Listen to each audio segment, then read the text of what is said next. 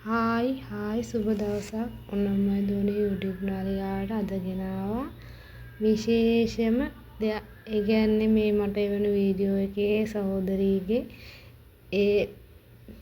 ඒ ගෙදර වැඩ කරන කෙනෙක්ගේ උපන්දිනයක් වෙනුවෙන් එයාලට පුළුවන් දේ කරලා දීලා.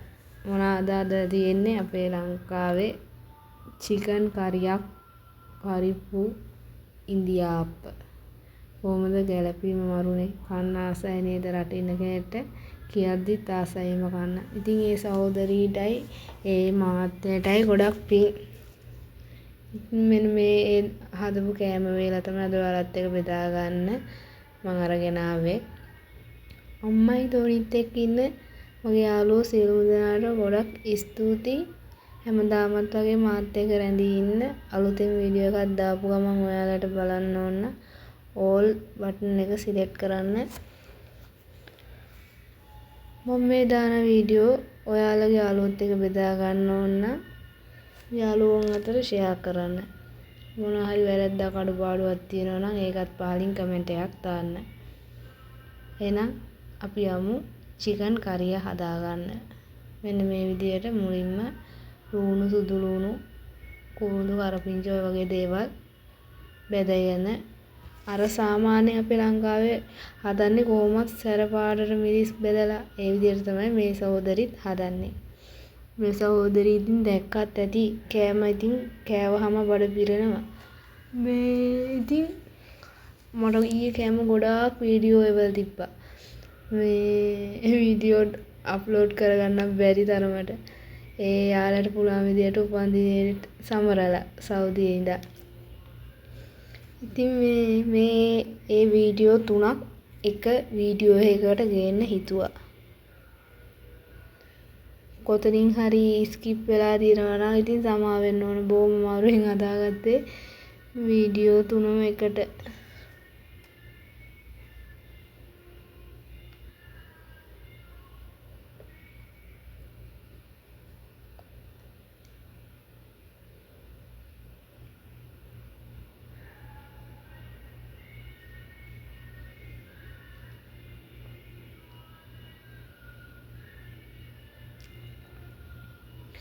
ස්කිප් වෙලා තියෙනවා කොතනින් හරි. දැන් මම මේ චිකන් අර මේව දාන මේව ටික පල්ලෙහෙන් තව ටිකක් ආයෙත් මෙහාට ඇවිල්ලා.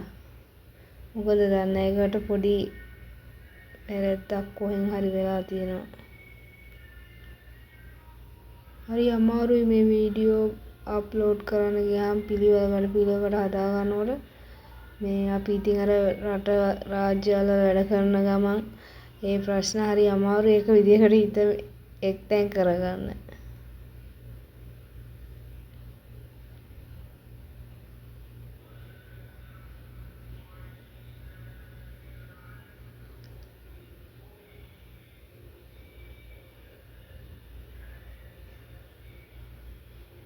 ඒ දෙන්න තුන පහ වර්ග ටික චිකන් ඉතින් එක එක විදිහට හදනවා. සමහරක් අය ඒ මිරිස් තුන පහ ටික බෙදෙන්න අරිනවා. සමහරක් අය මිරිස් තුන පහ චිකන් වල අත ගාලා තියලා හදනවා. ඔය ඉතින් එක එක්කෙනා හදන විදිය ඉතින් වෙනස්. මේ උනාට ඉතින් මේවත් දැක්කාම කඩට කෙලවුණනවා ඒ හදන විදියට නේද?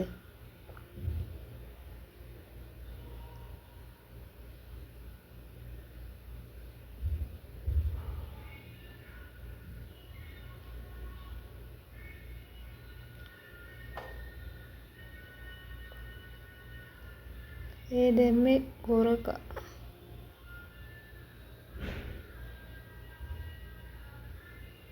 පේස්ට් එක වෙන්න ඕනේ. මට හරියට මීටරුනේ එතන කොරක පේස්ට් එක තමයි. ඔය චිකන් එකේ අවසානය.